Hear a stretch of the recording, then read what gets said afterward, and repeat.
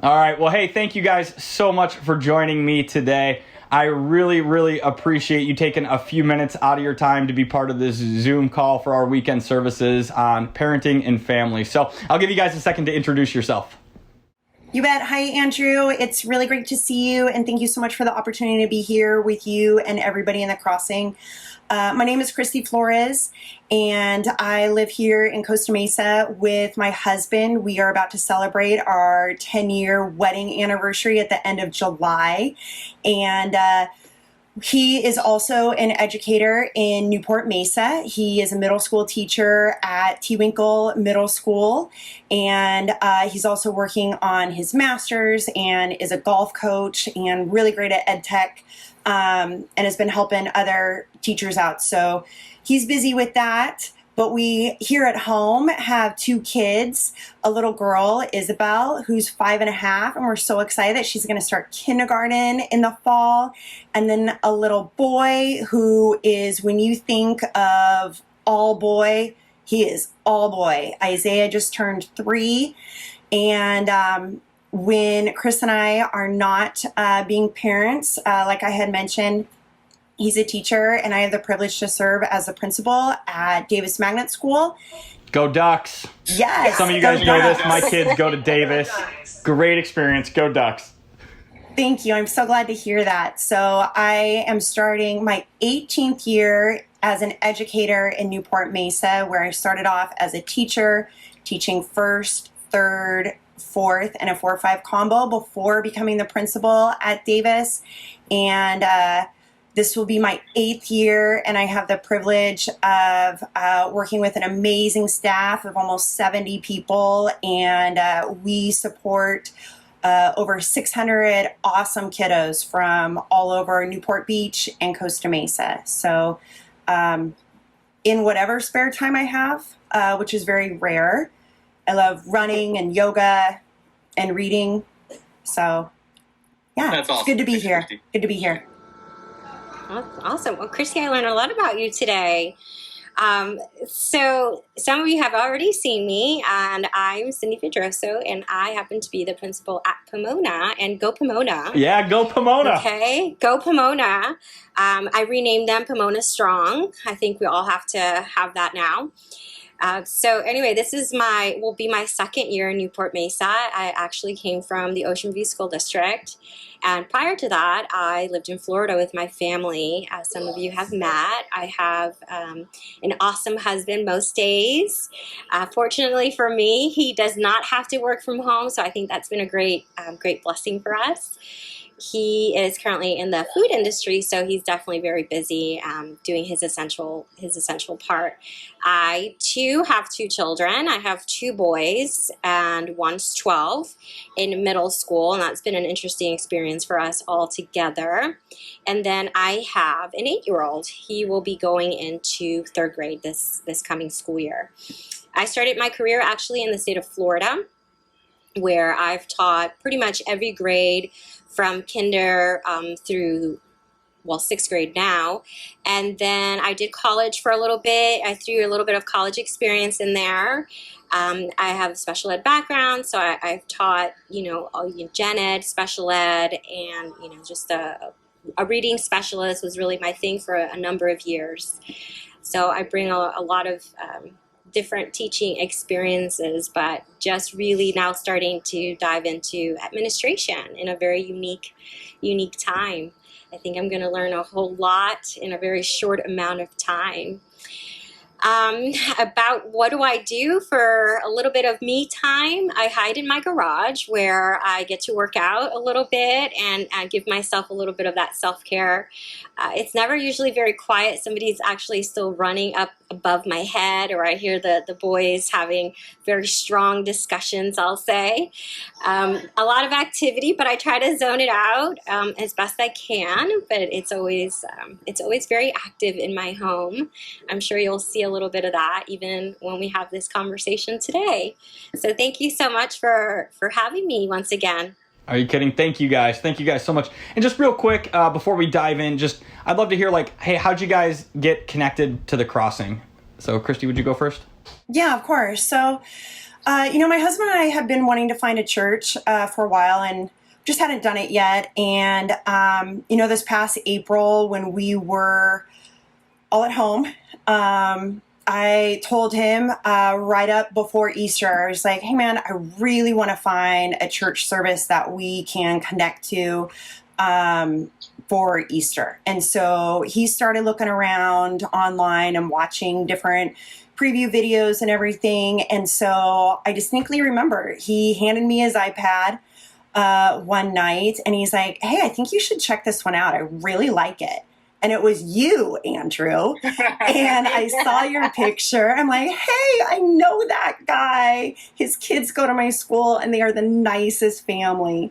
And so we watched your Easter service and just really enjoyed it and just felt connected to it. We really appreciated how real you kept it on Easter, but then every Sunday and then almost every Sunday we've been tuning in online.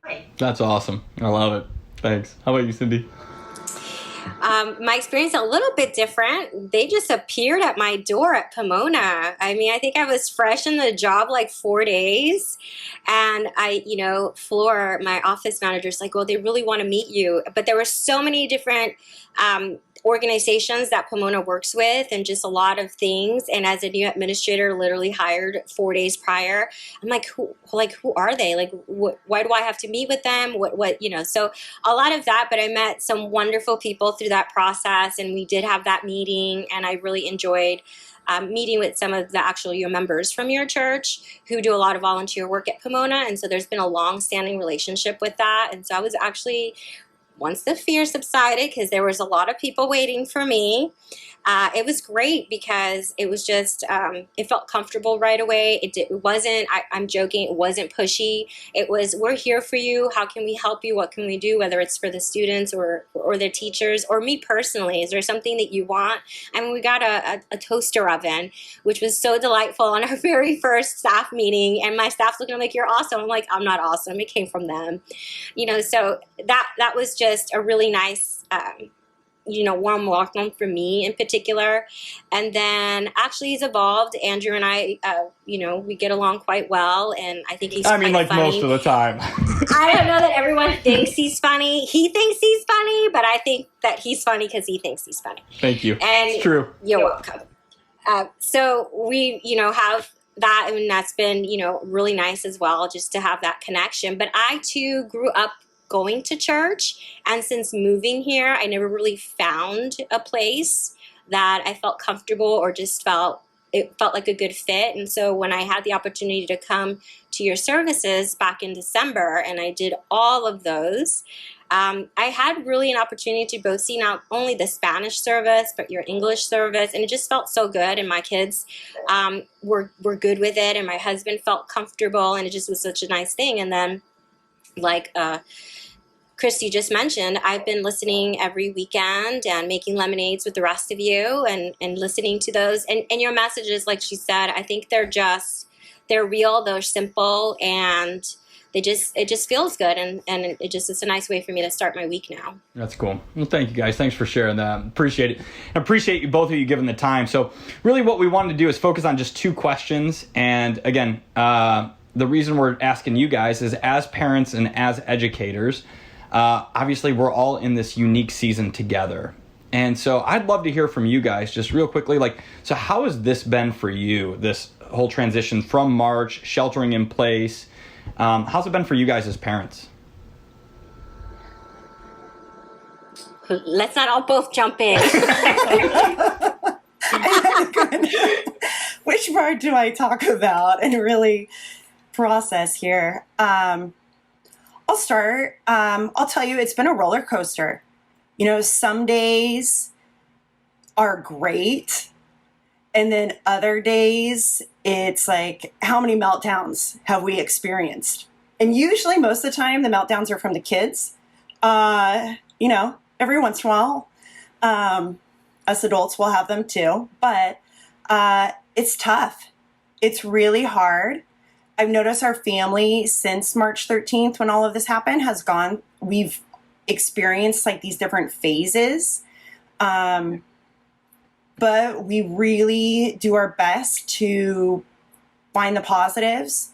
And I feel incredibly fortunate that my husband and I are still getting paid. We have a roof over our head, and we have food on our table, and our family's healthy. And at the end of the day, that's what we really focus on. But it is not easy. It's not easy at all. And my husband and I, I'll tell you, have talked a little bit about, we are both educators. We have all these tools in our tool belt to support kids. And we struggle at times. And it's totally different when it's your own kids. It's your own kids. When you reach out to me to talk about parenting and give parenting advice, I think I read your text message right after I had finished yelling at one of my kids or bribing the other one with candy. And so it's a struggle. It's real. It's real. I really empathize with parents right now. It's tough. Yeah. Thanks for your honesty, and thanks for sharing that. Appreciate it. I don't know. I think I've been doing great. Personally, I'm gonna write a book. I think it's really, really good. No, you saw. I never really ever have a free moment, and it's and like Christy said, you just go through all of these emotions, and I find all these memes are just, make me laugh because it's true. Some days you're loving your bubble, my boys are super loving and we're drawing cartoons, or, we're cuddling, as my son likes to say, and I'm watching Avatar. I don't even know what that is. And, it's good, and it's that warm and fuzzy, and then you do that for so long, and then next thing little wars are happening, and I'm, kind of working between the two, or I have running in the background, or, as I shared, I'll have a leadership meeting, and I'm really focused on information that's important. And they're all important, but right now we're really kind of really getting some things that I'm just jotting down, and I have one of my kids falling out in the background and ready to fall over a bar stool, and you're just like running to solve all the world's problems. So it's definitely a challenge. I think in a lot of ways too, our family was, we're appreciative of growing in different ways, because we are, even with family, you have a certain comfort and routines and rituals that you do that we have to tweak a little bit. And I think through that we've developed new rituals that I think have been helpful and healthy, because at the same time you're always go, and as somebody in our role, we're always very busy. Many people are busy. Life is just busy, and this just really forced us to have that break time and to say, are we really that busy where we can't have a conversation with our kiddos? There's some screaming involved. I have instituted that whole, it's a fire drill, go stand outside for as long as I need you to be, and before I can get it together so you can come back inside. We do those things. I practice social distancing in my own house. I am now in my room. I need you to stay in yours. Doing all of those things, but it's definitely a challenge. Every day brings new emotions, and I think even through a day you can go through a ton of emotions. So again, I too sympathize with our families, and we have a different perspective too when we're looking and thinking about planning. What is it for parents? And like she said, we're equipped.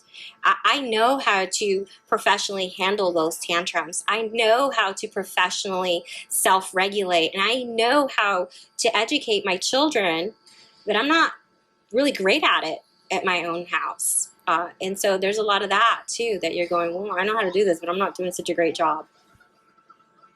Not every day. Well, but seriously, that as a parent, like, that is so helpful for me to hear that from you guys, because as someone who's not a professional and hasn't been in education for years, it's so nice to know, like, okay, I'm not the only one who has the moments where they're like, okay, I will give you whatever candy you want if you just stop screaming. And, to say like, hey, I need some alone time, social distancing, you're going outside, mandatory, we call it mandatory recess time. Oh, so it's PE, it's PE. So that's so helpful. So what I'd love to hear from you guys is, what advice would you have for parents today? I've been thinking about that, especially, there's just so much information out there to take in and to process. And and really thinking about like welcoming, when I am welcoming my parents back to my school community, what would I tell them? And there were a couple of things, as I've been thinking about it and reflecting these past few weeks since being out of school that have come up. And I think for me, one of the first things is, as much as you can, get yourself organized. Our worlds turned upside down on March 13th for educators, for families, for everybody. And so everyone was just scrambling. And so, something that our family's doing is we're really trying to plan out what's option A, B, C, and D, and really like get all of our ducks in a row of, if we're learning at school, this is what we can do. If we're distance learning, what can we do? The space that I'm in right now, we're fortunate that we have this back room of our house, and it was my husband's man cave before March 13th. And then that just changed. There's a green screen hanging up over here. We have an easel with a little desk, and so really think about like, how can you get yourself organized as a family so that you can be a little bit more physically prepared when school starts, whatever school is going to look like. That would be my first recommendation. And then really thinking emotionally. Over the past few weeks, I've been reading a lot about cultivating and building resiliency in adults and kids. Because, when you are resilient, it's how you overcome adversity and how you weather a storm. And we're all in a storm together, and we have a storm coming this school year. We don't know exactly what it's going to look like, but really I've been reading about like, how can I best support not just my own family, but other families as well. And one of those things is know yourself and know your be able to manage those emotions. And I'll tell you, even before, being quarantined in our house together, there were super stressful days when I would come home just tired, experiencing decision fatigue, compassion fatigue, just beat. And my kids were just being kids. And I would lose it. I would just snap at the smallest thing, and then everybody would explode, and it wasn't good for anybody. And what I've learned is that if I do a better job at recognizing, and even my kids, as young as 5 and 3 can understand when I say, hey, mom's tired. Mom has a lot on her mind right now. Can you help me out, please? Then not only does that model for them how to express their feelings, but then they know. Then we talk about like, all right, well, what are some things that we can do when somebody is feeling sad or angry or frustrated? How can we help them? And so I think that's really big, a really important thing for us to think about, because there's a lot of anger right now. And I've noticed, myself included, can be very quick to respond, but if we all just take a few seconds, count to 10, take 3 deep breaths, I think that can help when there is news coming out about what school's going to look like, or somebody experiences a loss in any way, whether it be a job or whatnot. And so just really learning how and practicing managing those emotions, I think is really important. That's so good. That's so good. Thank you. And Christy, you did a beautiful job, honestly, because, I'm even kind of listening it from, I'm going, she's right. I mean, these are all very, very true things. And I have to agree, the organization piece is huge, because myself, I'm super rigid and I'm very, very particular, which in some ways makes me a good leader, and in some ways is helpful in my home front. But at the same time, I know my triggers. So I know if I have, this going on and that going on, and these things aren't just right, I had to learn very quickly that I need to manage those triggers, because it's going to be like that for a long time. I can't control how this is going to impact us and for how long. And so really starting to do a little self-reflection is really important. Kind of recognize your triggers. What are the things that are going to set me off? So let me address those right away, or, let me learn to be a little bit more flexible. And I think that's something everybody really needs to embrace. It's flexibility. We always talk about that, but this is really the time. You have to be flexible with yourself. You have to be flexible with your kids. You have to be flexible with your family, with just the fact that the world is in a different place, that we are all going to experience different things, and also understand that we are all different and we all go through those emotions differently. So maybe a trigger for me is not a trigger for you, Andrew, or maybe a trigger for Christy. And being accepting of the things that I know are triggers for my husband when he's worked a very long day with 600 employees and managing all of those needs that are there, and knowing that my family might be a little bit more at risk because of the business that we're in. So just kind of gauging ourselves and then work through those. But I do think that the piece that, Christy, you mentioned about talking about our emotions and talking to those feelings, they're so important. And I think a lot of times we just kind of heat in the moment, and we're just giving commands or giving orders. And so your kids, they're like, oh, she's in that mood, or that kind of thing. And it is taking a moment to just catch your breath, and then just have a conversation. It doesn't need to be long-winded. I just want to recognize that our children's attention span is the average of their age, okay? So keep that in mind. If they're 3, give them a 3-second conversation. Or if they're 8, you just say real quick, honey, I can't do it right now. So we're about to lose a tooth, and we're really excited about that. But we're going to tell him that even though that's super exciting, it's going to have to wait just a few more minutes, okay? Okay, thank you. Yeah, you're like, okay, I'm going to handle that. And it just throws you off, and you're like, what was I saying? But again, it's really kind of, talking to them when our kids don't know what they're feeling. And that's probably one of the things I'd like to point out. I think as adults, we might be a little bit better. I'm not going to say we're all great, right? But we're better at self-regulating. We're better at, picking our battles, if you will, or deciding, you know what, I'm going to take that breather. But our kids, they're not naturally equipped to do that. And that's something that we work a great deal at school, is helping them with those emotions and recognize, right now I'm feeling this. And in our school, we talk about the zones of regulation. And so we identify it with a color, and a lot of schools do that. I'm in the red zone, or I'm in the yellow. And all those have their appropriate times. It's okay to have those emotions, and I think that's the first thing you want to tell your kiddos. It's okay that you're feeling this way. I understand that you're frustrated, or you're sad, or you might be angry with mommy right now because I told you had to wait. That's okay. Recognizing, validating how they're feeling, and then helping them equip to move on to that next phase, getting them out of that zone. Now, how do we work you out of feeling that anger? What could we do the next time, and those things? And like I said, we have the skill sets, and we still don't always implement them, but doing them the best you can is really, no one is perfect. You're not going to have a great day doing everything. I mean, we can give you all the advice in the world, and you can be like, that sounds fantastic. And then something's going to happen, and you go, I didn't do any of that. But it's knowing, okay, try it again the next time. Yeah.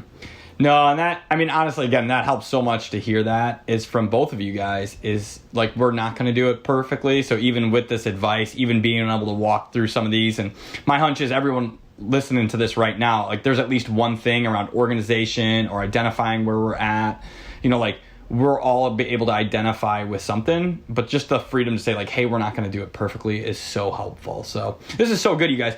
Anything else you guys would want to add, or any other final thoughts you have? There's a bunch of parents who are going to be watching this. So anything you'd like to say as we wrap up? I think, kind of to piggyback on what Cindy just said, we're not perfect. That, we need to really, and this is so much easier said than done, because, I say all this stuff, and my husband can give you plenty of times where I did not appropriately express my emotions. But really just practice patience and grace with yourself and others, and recognize, like, this is really hard, and I think the final thing too is, because as parents and, whether you typically work outside the home or not, but as parents, we are so busy taking care of others. And if we do not take the time to take care of ourselves, then we can't take care of others. And so I would also encourage parents, find time to get outside and just have a few minutes by yourself.